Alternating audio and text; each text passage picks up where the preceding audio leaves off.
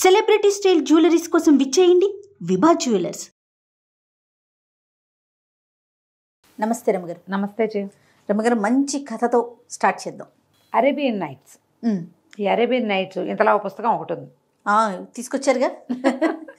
అన్నీ ఎట్లా రమగారు, ఒకదానికొకటి కనెక్టివిటీ? అరేబియన్ నైట్స్ కథలు ఏంటంటే వీటికి బేసిక్ కథ ఒకటి ఉంది.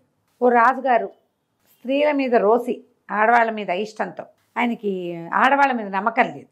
ఓకే. నమ్మకం లేక ఏం చేశాడు, రోజు ఒక అమ్మాయిని పెళ్లి చేసుకోవటం, రాత్రి ఆవిడతో గడపడం, తెల్లారిసరికి చంపేయటం.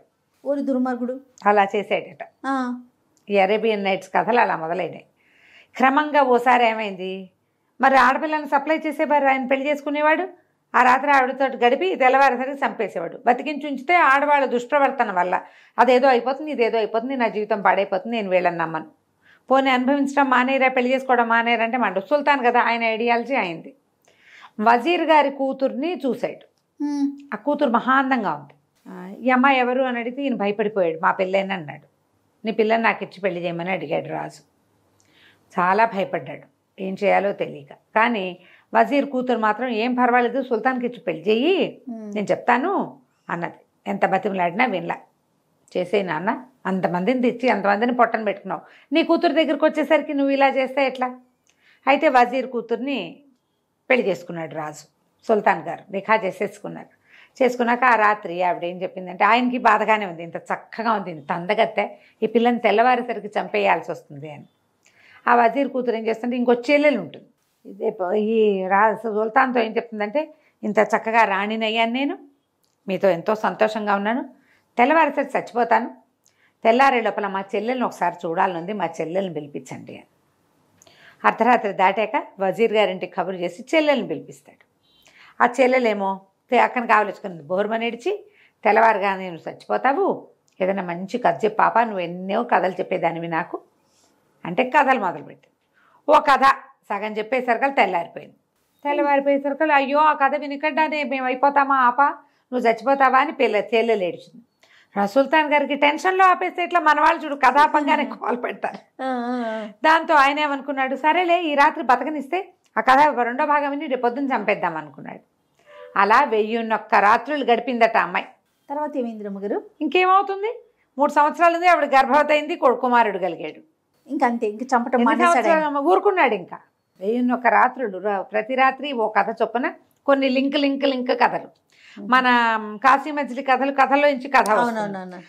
మన కాశీ మజిలీ కథల కంటే ఇంకోటి ఉంది కదా మన నరవాహన్ దత్త చరిత్ర, బృహత్ కథ.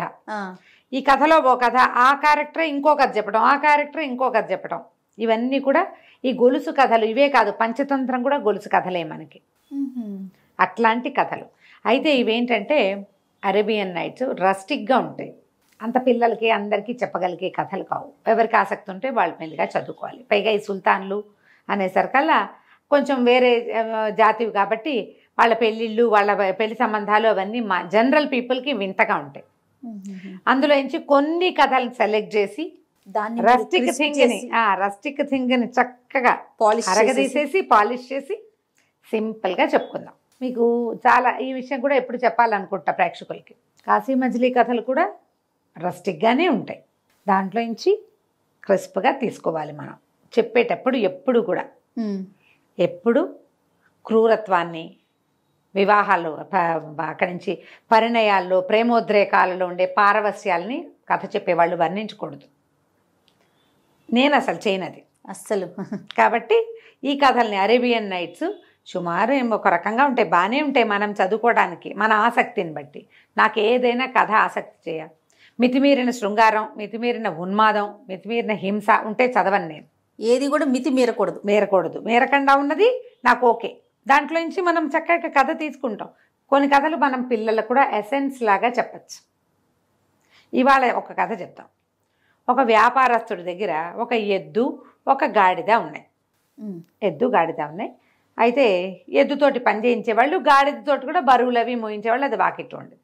ఒకనాడు ఎద్దు గాడిద మాట్లాడుకుంటున్నాయి. ఇందులో ఒక లొసుగే ఉందంటే, ఈ వ్యాపారస్తుడికి జంతువుల భాష తెలుసు. వినపడిందంటే అతనికి అర్థమైపోతుంది. అవి ఏం చెప్తున్నాయో ఏమనుకుంటున్నాయో ఆయనకు తెలుసు. ఒకనాటి సాయంకాలము అతను వాకిట్లో పడుకుని ఉండగా ఎద్దు గాడిద మాట్లాడుకుంటున్నాయి. ఆ ఎద్దు చెప్తోందనమాట, నువ్వెంత సుఖంగా ఉంటావో హాయిగా, ఏదో నీకు నచ్చిన గడ్డి మేస్తావు, నీ మెడలో తాడు ఉండదు, నీ మీద బరువు ఉండదు, బరువు వేసినప్పుడు వేస్తారు, లేనప్పుడు లేదు, నువ్వు ఎంత నిదానంగా నడిచినా నీ కథ నడిచిపోతుంది. గాడిద నిదానంగానే నడుస్తుంది, పరిగెత్తదు గుర్రంలాగా, గాలపింగ్ అవి ఉండవు దానికి, అటా పోతూ ఉంటుంది. ఏదైనా ప్రయాణాలప్పుడు నిన్ను వాడతారు, లేకపోతే నువ్వు ఇష్టారాజ్యంగా తిరుగుతావు, స్వేచ్ఛ విహారివి నువ్వు. నా బతుక్కి స్వేచ్ఛ లేదు, పాడు లేదు, ఈ కట్టుగైకేసి కట్టేస్తారు, తెల్లవారేసరికి నా మెడ మీద కాడి పడిపోతుంది, ఇక దున్నో అని దున్నిస్తారు, మెళ్ళు పుళ్ళు పడిపోతున్నాయి, ఏదైనా ప్రయాణం అనగానే బండి కట్టేస్తారు, బండి కాడి మోసి ఈ కాడి మోస్తే ఏది నాగలి మోస్తే ఏమో ఒక బరువు, మట్టి దున్ను బరువు అంతా, మట్టి దున్ను ప్రెషర్ అంతా నా మీదే కదా. అక్కడి నుంచి ఒంటెత్తి బండి, మా బండి ఉందిరా అని ప్రతి వాళ్ళని పిలిచి బండి ఎక్కిస్తారు. ఆహారమా అంతంత మాత్రం, నా దారిని నేను పోయి రుచికరమైన గడ్డి మేయటానికి వీలుండదు, ఎండుగడ్డి వేస్తారు, పొలంలో అంతా పచ్చగా కనపడుతుంది, ఎక్కడ తలొంచి గడ్డి మేయటానికి అవకాశం ఏముంటుంది, దానికి అవకాశం లేదు. నా జీవితం ఇట్టా అయిపోయిందని ఎద్దు చాలా దుఃఖంతో పరిపరి విధాలుగా వాపోయింది.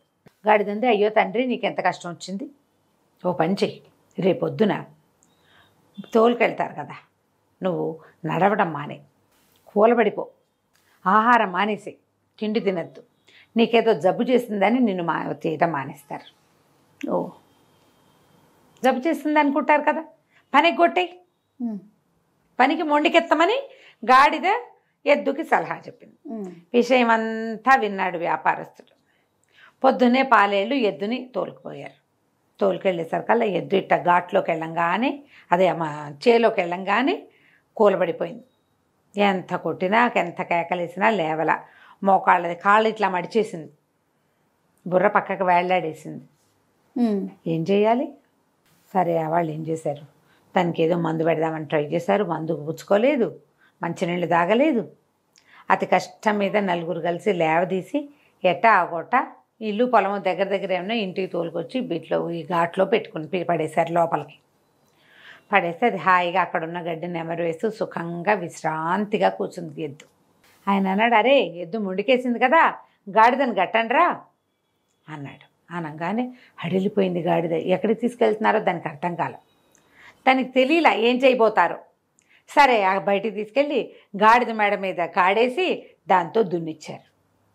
సాయంత్రం అయ్యేసరికి గాడిదకి గుట్లోకి వచ్చినాయి, దానివల్ల అవ్వలేదు. అంతేగా, ఇంత బరువేట ఎద్దు ఎంత ఎత్తు ఉంటుంది, ఎంత బలిష్టమైంది, గాడిద ఎంత ఉంటుంది, దాని బతుకు పాపం.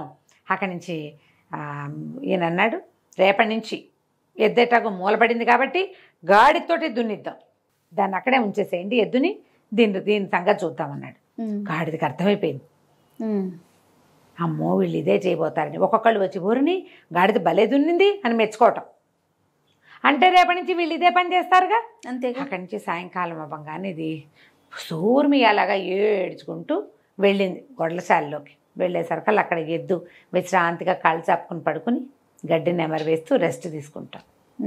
ఎంతో బాగుంది తండ్రి ఇవాళ నా జీవితం, ఎంత హాయిగా ఉందో, రేపు కూడా ఇట్టాగే పని మానేసి రెస్ట్ తీసుకుంటాను, ఎంతో బాగుంది నాకు అనగానే గాడిద అనుకుంది, ఓరు నాయన రేపొద్దున ఇది కూడా ఇది రెస్ట్ తీసుకుంటే రేపు మళ్ళీ నాకు పడిపోతుంది, ఇవాళ చచ్చాను రేపు మళ్ళీ దొరికిపోతానని ఏమంది వెంటనే గబగబా ఆలోచించేసుకుంది. తన మీదకి వస్తే ప్రతివాడు ఇదే చేస్తాడు కదా. అంతేగా. ఏమందంటే, అది కాదోయ్ నువ్వు మూలబడ్డావు కదా, మన వ్యాపారం ఏమనుకుంటున్నాడో తెలుసా, ఎద్దు ఎట్టాగో అయిపోయింది కదా, దీన్ని వీడికి కసాయివాడికి అమ్మేస్తామంటున్నారు, రేపొద్దున నీ తోలొలిచి దాంతో ఆయన చెప్పులు కుట్టించుకుంటాట, మరి మేము మాంసమేమో వాళ్ళు ఎవరికో విందు చేస్తాట, నీ ఇష్టం మరి అనగానే ఎద్దు భయం వేసి, అమ్మ బాబోయ్ రేపు తప్పేస్తే రెస్ట్ సంగతి సరే, ఇవాళ ఒకరోజు రెస్ట్ తీసుకున్నాం కదా అని, సరే అమ్మో రేపు నేను వెళ్ళిపోతానంది.